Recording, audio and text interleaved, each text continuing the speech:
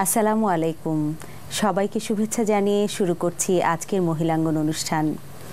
ঘরোয়া, আলোকপ্রভা, স্বাস্থ্য কথা এবং আলোচনা এই 4টি সেগমেন্ট নিয়ে সাজানো হয়েছে আমাদের অনুষ্ঠান। সঙ্গে আছি আমি আতিয়া ইসলাম। প্রথমেই রয়েছে ঘরোয়া।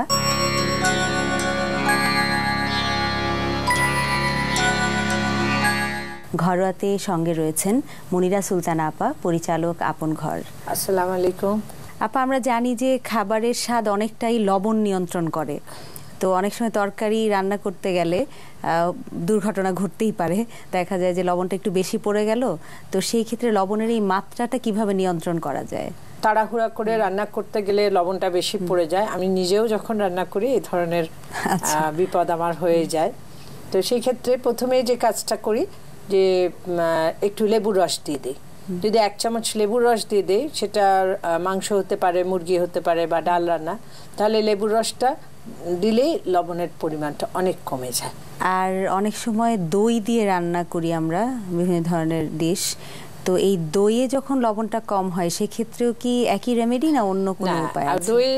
দই বা দুধ দিয়ে অনেক রান্না আছে, সেটাতে যদি লবণের পরিমাণ বেশি হয়ে যায় তাহলে সেক্ষেত্রে কিন্তু লেবুর রস দেওয়া যাবে না। সেক্ষেত্রে হয় একটু মধু বা চিনি। আচ্ছা, মধু 1 চামচ মধু বা আধা চামচ চিনি দিলে লবণের পরিমাণটা কমে যায়। এছাড়া যখন আমরা দেখি যে ঝোলটা একটু বেশি আছে, লবণ এগুলি কিছুই দিতে চাই না, তাহলে আলু গোল গোল করে কেটে যদি ওর মধ্যে দিয়ে কিছুক্ষণ 2-3 মিনিট পরে ফুটানোর পরে যদি আলুগুলি তুলে নেই, আলুতে অনেক লবণ টেনে যাবে। এটা একটা উপায় হতে পারে। আর একটা উপায় হতে পারে, যদি মনে করি যে এটা একটু টেস্ট চেঞ্জ করতে চাচ্ছি, সেক্ষেত্রে আমরা একটু টমেটো কেটে দিতে পারি। আচ্ছা, বা সিরকা দিয়ে দিতে পারি টেনে নিয়ে। মানে টক জিনিসগুলো লবণটাকে অনেকটা ব্যালেন্স করে দেয়। আচ্ছা, আরেকটি বিষয়ে জিজ্ঞেস করি, ঝাল বা মরিচের মশলাটা হঠাৎ করে হাত থেকে বেশি পড়ে গেল দিতে গিয়ে কৌটো থেকে, তো সেই ক্ষেত্রে এই ঝালটাকে ব্যালেন্স করা যায় কিভাবে? সেক্ষেত্রে ওটা যখনই বুঝতে পারবো যে মরিচ বেশি পড়ে গেছে, মশলার সাথে মেশার আগে ওটাকে একটু তুলে নেওয়ার চেষ্টা করব। আচ্ছা, এটা একটা হতে পারে। আচ্ছা, দ্বিতীয়, যদি মশলা কষানোর পরে বা রান্না কিছুক্ষণ হওয়ার পরে মুখে দিয়ে দেখলাম যে এটাকে লবণটা বেশি হয়ে গেছে, সেক্ষেত্রে ঝালটা বেশি হয়ে গিয়েছে, তাহলে সেখানে আমরা একটু লেবুর রস দিয়ে দিব অথবা সিরকা দিতে পারি। এটা যদি এগুলো তো ঝালটা টেনে নেবে, অনেকটা ঝালটা কমিয়ে দিবে।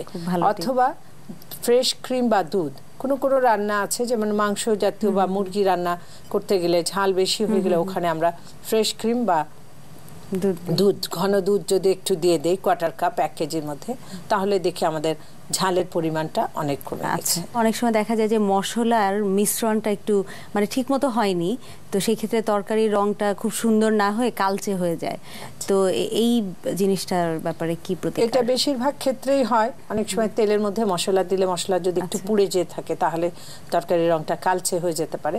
সেই ক্ষেত্রে রান্নার শেষের দিকে এসে আমরা যে পানে যে চুন খাই, সেই চুন যদি 1 ফোঁটা আমরা তরকারিতে দিয়ে দিই তাহলে তরকারির কালারটা অনেকটা কালচে রংটা ফেড হয়ে যায়। একটা ম্যাজিকের মতো মনে হচ্ছে। আচ্ছা, আপনাকে অনেক ধন্যবাদ এই সুন্দর টিপসগুলোর জন্য। ধন্যবাদ। প্রিয় দর্শক, আশা করি মনিরা সুলতানা আপার আজকের এই ম্যাজিক্যাল টিপস আপনাদের প্রতিদিনের রান্নায় কাজে লাগবে।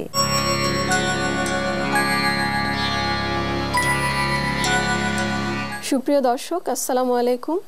আলোকপ্রভায় আপনাদেরকে বরাবরের মতো স্বাগত জানাচ্ছি। আমি মারিয়াম জামিলা।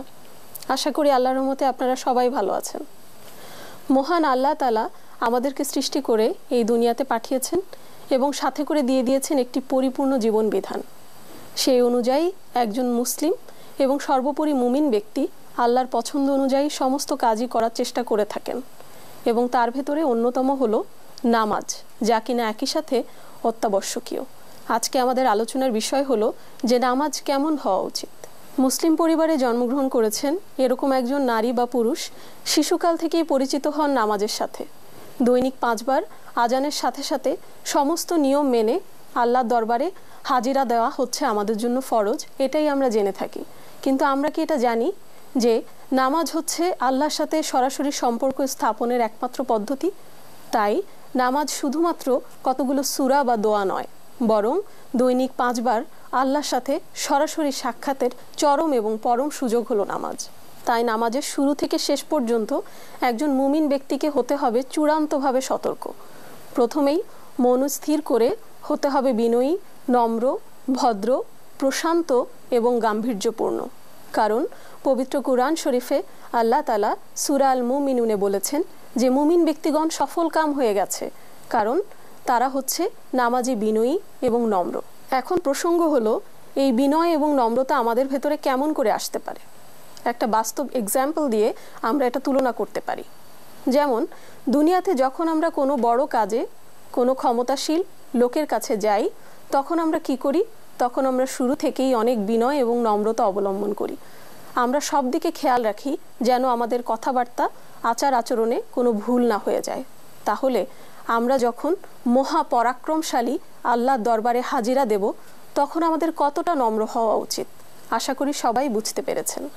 নামাজে বিনীত এবং নম্রভাবে উপস্থিত হওয়ার পর একজন ইমানদার ব্যক্তির দায়িত্ব হলো খুব ধীরতা এবং স্থিরতা অবলম্বন করে নামাজ শেষ হওয়া। কারণ রাসূল সাল্লাল্লাহু আলাইহি সাল্লাম বলেছেন যে নিকৃষ্ট হলো সেই নামাজ যে কিনা নামাজে চুরি করে। তখন রাসূল সাল্লাল্লাহু আলাইহি সাল্লামের একজন সাহাবী জিজ্ঞেস করলেন, হে আল্লাহর রাসূল, নামাজে চুরি করা কিভাবে হয়? তখন রাসূল সাল্লাল্লাহু আলাইহি সাল্লাম বললেন, নামাজে যদি তুমি ঠিকমতো রুকু এবং সিজদা না দাও, তখনই সেটাকে নামাজে চুরি করা বলে। তাহলে নামাজ আদায় করতে হবে পরিপূর্ণ নামাজের হক আদায়ের সাথে সাথে। নামাজের স্থিরতার সাথে সাথে একজন মুমিন ব্যক্তির উপর এই দায়িত্ব বর্তায় যে সে যা পড়ছে তা যেন সে বুঝে পড়ে।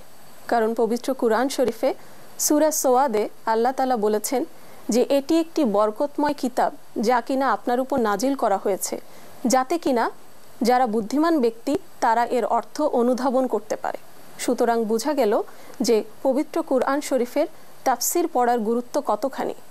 সুপ্রিয় দর্শক, আসুন আমরা আজ থেকেই নামাজের প্রতি মনোযোগী হই এবং আল্লাহ যেন আমাদের নামাজের অভূতপূর্ব কল্যাণ দান করেন, সেই জন্য আমরা দোয়া করি। ওয়ামা তৌফিক ইল্লা বিল্লাহ। আলোকপ্রভায় মরিয়ম জামিলার কথা শুনলাম। এবারে নিচ্ছি ছোট্ট একটি বিরতি। ততক্ষণ পর্যন্ত আমাদের সঙ্গেই থাকবেন।